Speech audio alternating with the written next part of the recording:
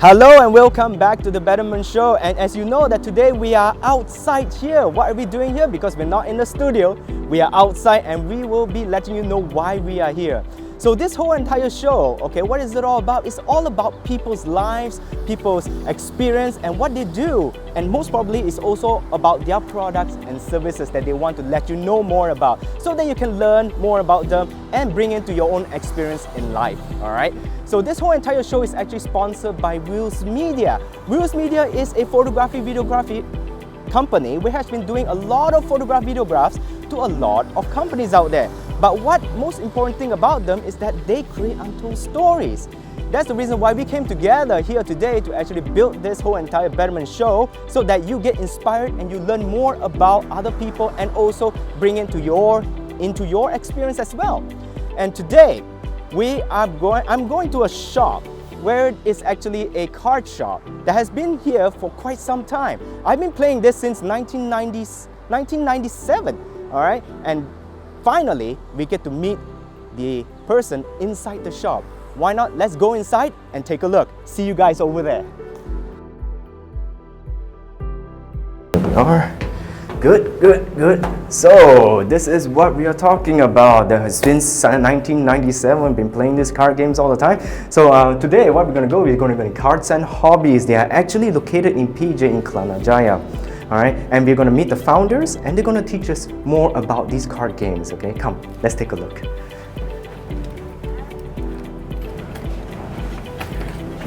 Alright, so can I? Alright, hello! Alright, let's take this. How much is the temperature? 36.5, okay, alright.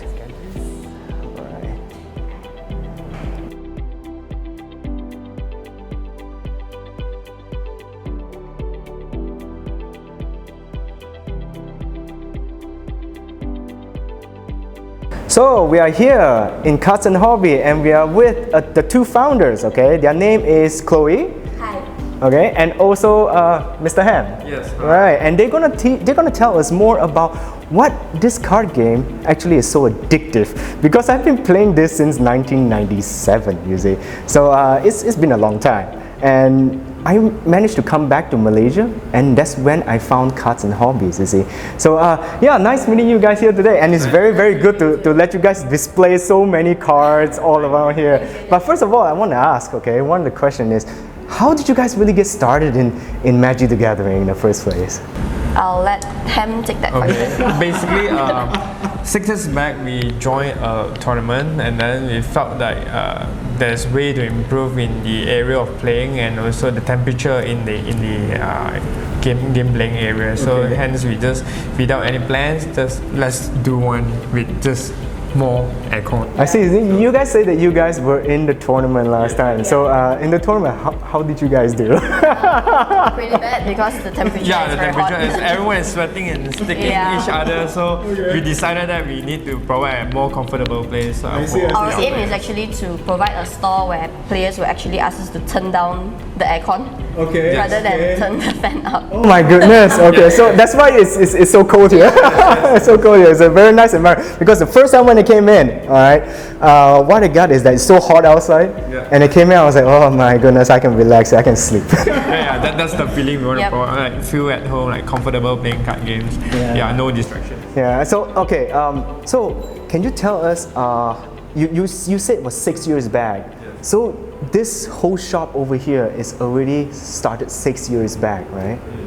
Yeah, and you guys are planning to move on even further from there, isn't it? Yes. Yeah. So, okay, could you tell us more about this card game? I mean, something like, why is it so different compared to other type of card games? You see, I mean, like a lot of people only knows like what do you call it? Those kind of poker games, right? You know, betting games that you go to Genting, those kind of card games. What makes it so different? I mean, this is like you call it a collector's card games, isn't it? I mean, from my personal point of view, I feel that this card game is special because you can implement a lot of game winning strategies that opponent might not know. So if you feel like you like to annihilate your opponents, make them suffer. So you can implement certain strategy from this game, and then you can try it out. And once you successfully, get it done, your opponent, will feel very, how to say, Satisfied, right? if you feel satisfied and you torture.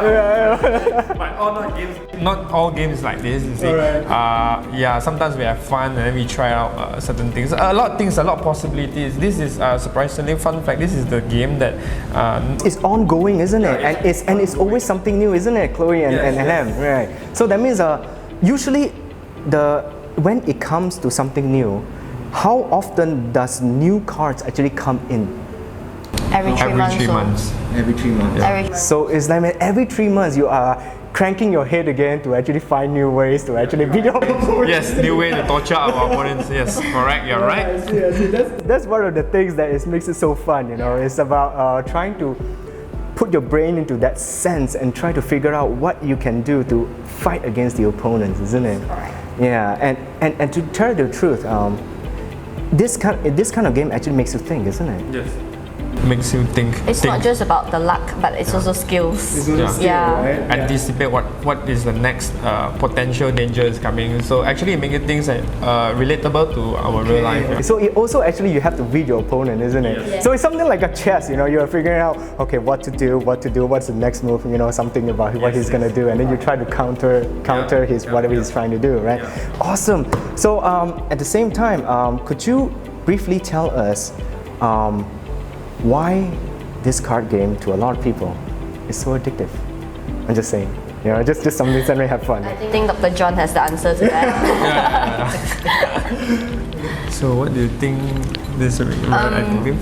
I think one thing that retains the value, retains the players is also the value. Yeah, the value. I mean, when you crack the packs, then you get a potentially very high value card, then you will continue cracking it. Even if you don't get it, then you will continue cracking it until you find a high value card. I see. So that's one point. So we were talking about cracking the cards up. Okay, so they are called boosters, isn't it? Yes. So how many cards are inside the boosters? There's 15 cards in the boosters. Right? Yeah. So what makes it different, like compared to some other cards? Like for example, they are divided by different types of rarities. Yeah. Can you tell more or less about that? So basically, we have commons, usually very common. Okay.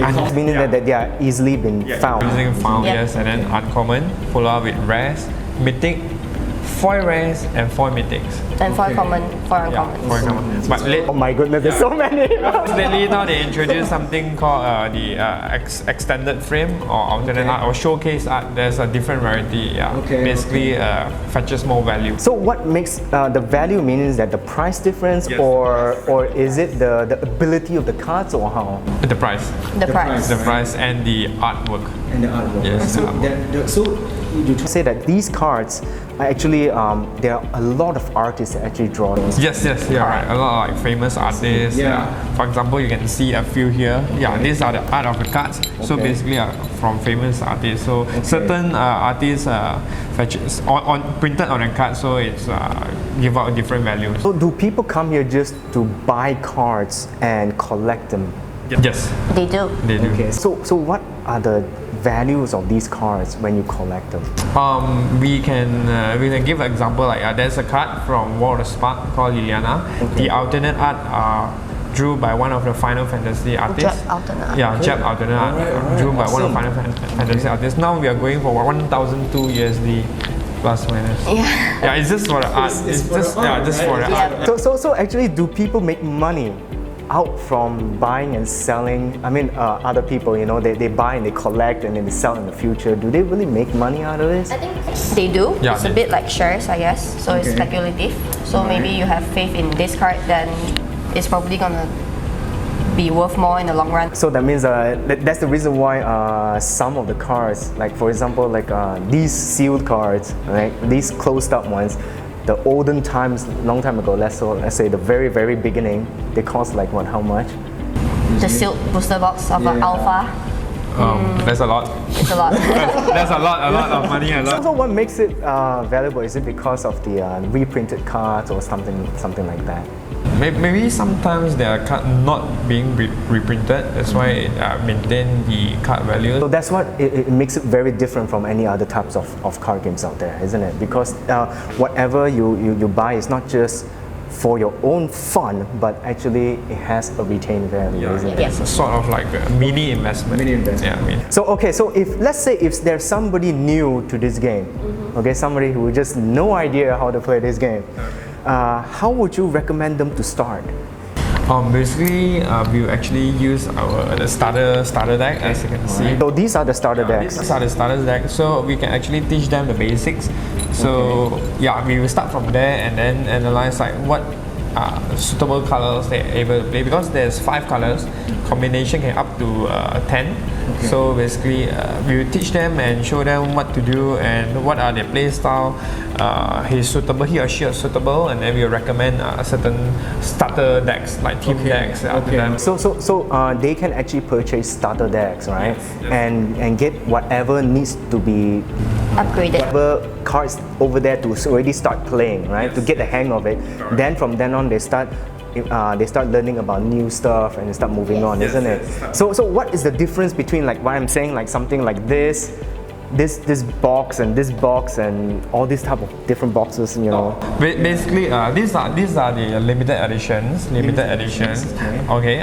For new players or for all of us to play, we will go for standard. Usually, we promote standard as the standard gameplay. So some are collector's edition. Most likely here collector editions. Yeah, we only like only the box set from standard like M21, Ikoria. Okay. So let me hold on that, because some of us don't understand what I mean by standard. Okay. Okay, cool. Standard, which is the format that we rotate. Okay, that's the main format that we are playing. So every 3 months there's a new standard set will come out, and then we will use that to build a deck, and then we will play. Okay, so it's that new cards every 3 months that comes out, and they will become the standard. So whatever last time the standard will become, will rotate out. So you get new cards, and whatever the old cards, what do they become? What kind of They become the other formats. Yeah, the other formats, right? Yep. Such as Modern. Pioneer, Modern. Okay, so that you can still use those cards to actually compete and okay, I see. So if you will be in the tournament, okay, usually what kind of format usually they comes in the tournaments? Usually what we know is standard will be their main format, and then follow up with draft. But sometimes different tournaments offer different formats, such as Pioneer, Modern.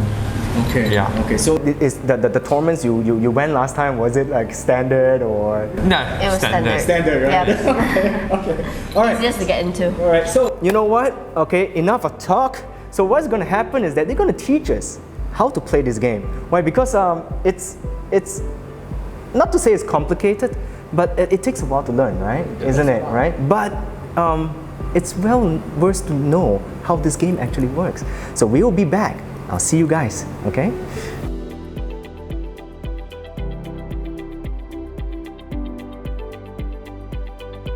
All right, right now we have a person over here, okay? He is very good in Magic the Gathering, all right?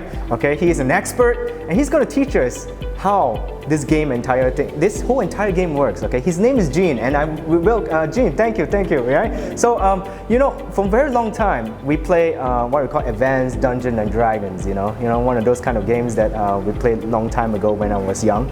So today, he's gonna teach us how this card game actually works, all right? Gene, please teach us how this game entire thing works. What you do in this game is you take on the role of a planeswalker, which is something like if you play on Dungeons and Dragons, you mentioned, you're like a wizard. Okay. So you cast spells and you summon allies to help you fight your battle. Protecting yourself, right? Yes. Okay. So the objective of this game is to get your opponent to 0 life.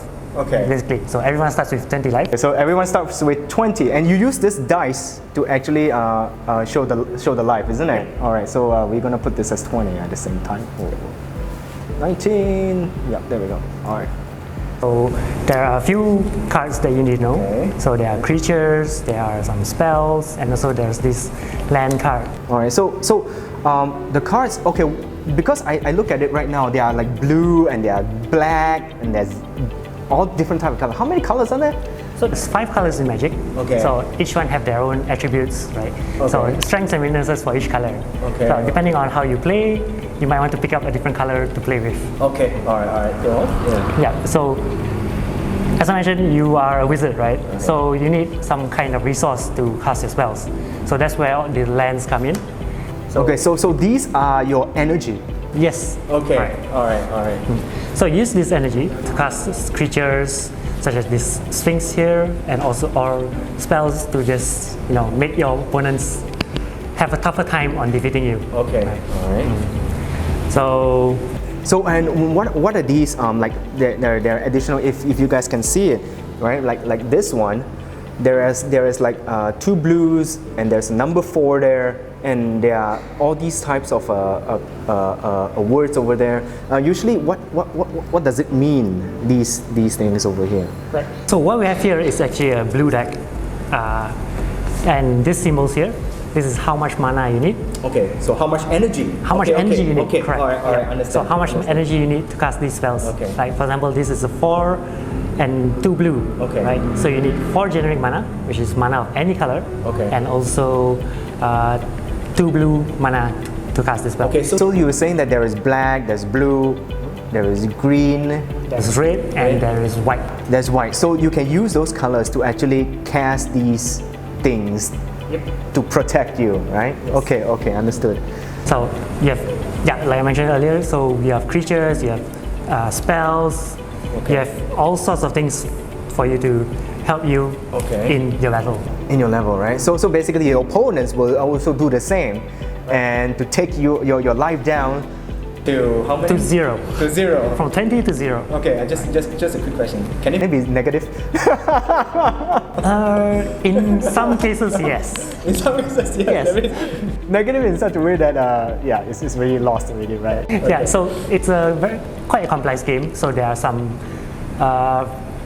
different cards that let you do things that you are not usually allowed to.